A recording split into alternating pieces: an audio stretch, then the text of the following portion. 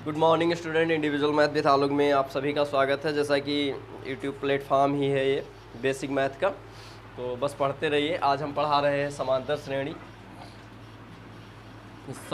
श्रेणी। और ये क्लास 10th की है।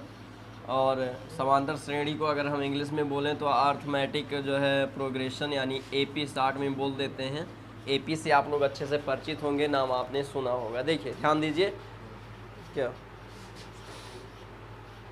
कुछ कन्फ्यूजन है क्या?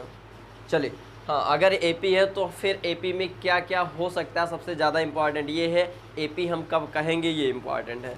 जैसे टेबल लिखिए 2 की, सबसे इजी डिफिनीसन है। 2 की टेबल है तो 2 की टेबल एपी में है। क्यों है? क्योंकि इनके बीच का गैप सेम है। यानी एक श्रेणी एपी में कब होगी? जब उनके बीच का गैप जो है वो सेम होगा। क्लियर? एक श्रेणी समांतर श्रेणी कब होगी? जब उनके बीच का गैप जो है वो सेम होगा। कोई डाउट है इसमें? अब आगे अगर हम और आगे चलें तो यहाँ पर हम देखते हैं जो पहला पद है इसको हम नाम दे देते हैं A1 या इसे नाम दे देते हैं A। ठीक है ना? अगर हिंदी में बोले तो हम बोल देते हैं प्रथम पद, और इंग्लिश में बोले तो हम बोल देते हैं फर्स्ट टर्म। इसमें भी कोई कंफ्यूज नहीं हो। ठीक है? अब अगर हम आगे चलें तो सेकंड पद को हम बोल देते हैं A2, है ना? थर्ड पद को ये आपका द्वितीय पद हो जाएगा। अब इसके आगे आप लोग जान सकते हो कि ये क्या क्या कैसे कैसे हैं। ठीक है? अब इनके बीच जो डिस्टेंस है ये सर्वांतर, जो कॉमन डिस्टेंस है, तो कॉमन डिस्टेंस को सर्वांतर या कॉमन डिस्टेंस या डी बोल देते हैं। और डी की वैल्यू जो होती है वो A2 माइनस A1 से मिलती है। A2 में से A1 घटा दो तो डी मिल जाएगा, है ना? A2 में से A1 नहीं घटा पा रहे हो तो A3 में से A2 घटा दो तब भी डी मिल जाएगा। यानी A3 में से A2 घटा दो तब भी डी मिल जाएगा। समझ में, मन से समझो तो आ जाएगा। पहले ही दिन है, कुछ भी कठिन नहीं, एकदम ईजी है। वो सब पिछला छोड़ दो, XY छोड़ दो एकदम से। बस यहाँ समझ लो आज पहले दिन आप मैथ पढ़ रहे हो। ठीक है ना? एकदम समझ में आएगा, कुछ भी कठिन नहीं है। बस डी मतलब क्या? इनके बीच का अंतर, इतना तो याद रहेगा। मतलब चाहे इनके बीच का अंतर, चाहे इनके बीच का अंतर, चाहे इनके बीच का अंतर। तो ये आपको क्या पता चला? यहाँ पर A पता चला और D पता चला, है ना? अब थोड़ा सा अगर ध्यान दें, इसे उतार लो क्योंकि लिखना भी जरूरी है। उतार, चलिए यहाँ से थोड़ा सा हम आगे चलते हैं। इससे आप सभी समझ गए होंगे। अब जो हम बताना चाहते हैं वो समझो, ध्यान दो। पहला पद लिखा था तो हमने A मान लिया था। यहाँ समझो तो समझ में आ जाएगा। पहला पद लिखा था तो हमने A मान लिया। जब हम दूसरे पद पे आए तो हम A प्लस D मान लिए। A प्लस D क्यों मान लिए? भी देख लो। जैसे 2 4 6 लिखा था ना, ऐसे लिखा था। हमें पता है इनके बीच का गैप कितना है, 2 है। अब हमें सारणी लिखनी है तो पहला पद 2 हो गया, और दूसरा पद जब हम लिखे तो हम 2 में 2 जोड़ दिए। अब कितना हुआ? 4, तो दूसरा पद 4 हो गया। जब तीसरा लिखे तो हमें क्या पता चला कि 2 में जो है 2D जोड़ दो। 2D मतलब 2 + 2 गुणे 2, मतलब 2 दूनी 4 और 4 और 2 6। अभी यहाँ समझ जाओगे, ये चाहे ना समझ में आओ, यहाँ आ जाओ। तीसरे पद के लिए हमने कहा कि आप जो है तीसरा पद लिखना तो आप 2D जोड़ दो। पहला पद लिखना था तो A लिख दिए, तुम नहीं देख रहे हो। दूसरा पद लिखना था तो D जोड़ दिए, तीसरा पद लिखना था तो 2D जोड़ दिए। अब जब चौथा पद लिखोगे तब आप क्या जोड़ दोगे? 3D जोड़ दो। जब पांचवा पद लिखोगे तब आप क्या जोड़ दोगे? 4D जोड़ दोगे। पता चला कि नहीं? बना लोगे ना? अब अगर आप n वां पद लिख रहे हो तब क्या जोड़ोगे? अगर आप n वां पद लिख रहे हो तब क्या जोड़ोगे? तीसरा पद था तो 1 कम, चौथा पद था तो 1 कम ही तो है। तो n वें टर्म में आपको क्या करना है? A लिखना है और n-1 एक घटा देना है। अब समझ में आया? अरे भाई, अगर आपको लिखना है A15 तो आप आंख बंद करके लिख सकते हो A + 14D। कोई प्रॉब्लम है? A हमेशा रहेगा, सब में है। और 15 से 1 कम कर दो यानी n-1 कर दो। 15 - 1 कितना बचा? 14। और हमने क्या लिख दिया? 14D। अब क्लियर है? ऐसे ही हमने कहा कि अगर an लिखा है तो A तो लिखोगे ही, और n में से 1 कम कर दो तो n कोई अंक तो है नहीं कि 10 है तो 9 कर दो। जैसे 10 होता, अब 10 में से 1 कम करना होता तो क्या करते, 1 घटा देते। अब n कोई अंक नहीं है, n में से 1 कम करना तो n-1 लिख दिए। बताइए क्या डाउट है, कोई फर्क पड़ेगा इससे? नहीं पड़ना चाहिए, एकदम इजी है। तो ये हम पहुंच गए कहाँ पे, an पे। हमें पहला पद पता चला, हमें d डिफरेंस पता चला, d कहीं लिखा होगा, डिफरेंस पता चला है कि नहीं। अब हमें ये पता चल रहा है कि nवां पद ये।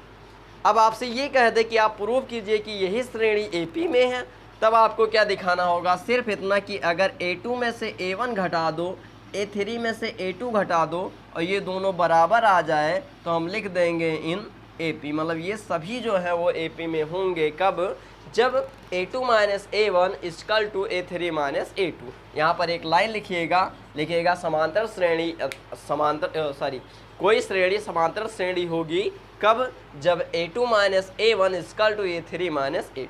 क्लियर है ना। तो इतना लिख लीजिए, फिर आगे हम चलते। देखिए क्वेश्चन नंबर 2 कहता है right the first 4 term AP के पहले 4 टर्म निकालने हैं जिसका A दिया हुआ है और कॉमन डिफरेंस D दिया हुआ है। ठीक है ना, 4 टर्म निकालना है जिसका A दिया है और कॉमन डिफरेंस D दिया है। तो सबसे पहले जो गिवन में है वो हम लिख लेते हैं। देखिए बहुत ईजी क्वेश्चन है, इतना ईजी कभी पढ़े नहीं होगे, है ना। अभी आपको भी बहुत ईजी लगेगा। देखिए ये कहता है सेकंड का फर्स्ट क्वेश्चन कह रहा है A इक्वल टू दिया है, A इक्वल टू कितना दिया है, 10 दिया है, और D इक्वल टू कितना दिया हुआ है, 10। और आपसे कह रहा है प्रथम 4 पद निकालिए। प्रथम 4 पद मतलब A1 का मतलब हमने क्या कहा था, A, और A की वैल्यू कितनी है, 10। एक आ गया, एक आया कि नहीं। दूसरा पद A2, और A2 हमने क्या कहा था, A प्लस D, एक कम, A प्लस D दूसरा पद हुआ। और यहाँ पर जब हम वैल्यू रखेंगे तो A की वैल्यू 10 और D की वैल्यू 10, तो कितना हुआ बताइए, ईजी लगा कि नहीं। तीसरे पद के लिए हम क्या करेंगे, A प्लस 2D, ये तो बताए हैं। ये 3 है तो यहाँ पर 2D हो जाएगा, ये 4 होता तो यहाँ 3D, ये 5 होता तो यहाँ 4D। एक कम करके आपको लिख देना। अब जब आप इतना लिख दोगे तो आपको मिलेगा क्या, यहाँ पर देख लो, A का मान है 10 और 2 इंटू D का मान है 10, तो ये हो जाएगा 10 और ये हो जाएगा 20, यानी आया कितना, 30। यहाँ पहुँच गए। अब आपसे ये 4 मांग रहा है, तो A4 मतलब क्या हो जाएगा, A प्लस में 3D, तो A का मान है 10 और 3D का मान है 10, तो ये 10 प्लस में कितना, 30, यानी हो कितना जाएगा, 40। कोई डाउट है इसमें। तो इस प्रकार आप इसे देख सकते हो कि पहला, दूसरा, तीसरा और चौथा पद आ जाएगा कब, जब A दिया हो और D दिया हो। क्लियर है ना। तो ये लगा लो, फिर अगला क्वेश्चन देखो, ट्राई करो, आ जाएगा। अगर आ जाए तो बहुत बेटर है। A5 का मतलब ये दिया हुआ है, लिखा हुआ है आपका माइनस में 1.25, A इक्वल टू दिया है माइनस में 1.25 और B इक्वल टू दिया है माइनस में 0.25। ये तो दिया, देख लो भाई, हाँ सही है, ये लिखा हुआ है। अब आपसे पहला पद पूछ रहा है, बहुत ईजी है, पहला पद केवल A लिखेंगे, यानी यही आपका आंसर हो जाएगा। पहला पद ईजी था।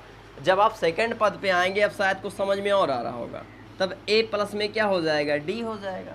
अब A का मान आपने क्या माना था, माइनस में 1.25, और D का मान आपने क्या माना है, माइनस में 0.25।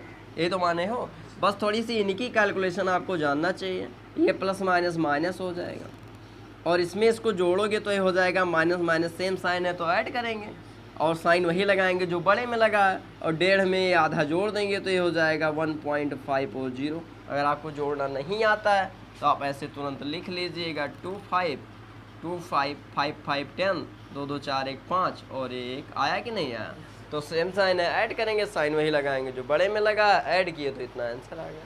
तो ये तो बात हुई किसकी, दूसरे पद की। अब जब आप तीसरा पद निकालेंगे तब A3 लिखेंगे, A प्लस में क्या हो जाएगा, 2D। हुआ कि नहीं हुआ। अब 2D के लिए तो A का मान तो वही रहेगा ना, 1.25, और जो D का मान होगा वो हो जाएगा ये 0.25, वो भी किसमें, माइनस में हो जाएगा कि नहीं।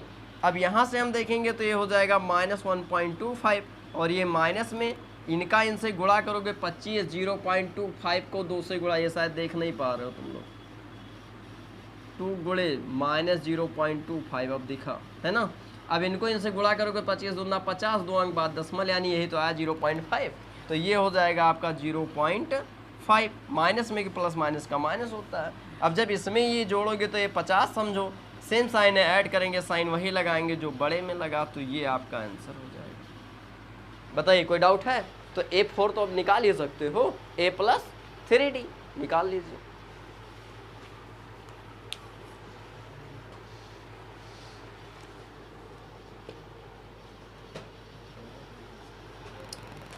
तो हमारे आज की वीडियो में बस इतना ही। जुड़े रहिए और देखते रहिए, कल मिलेंगे कुछ अलग टाइप के क्वेश्चंस के साथ। आज के लिए बस इतना।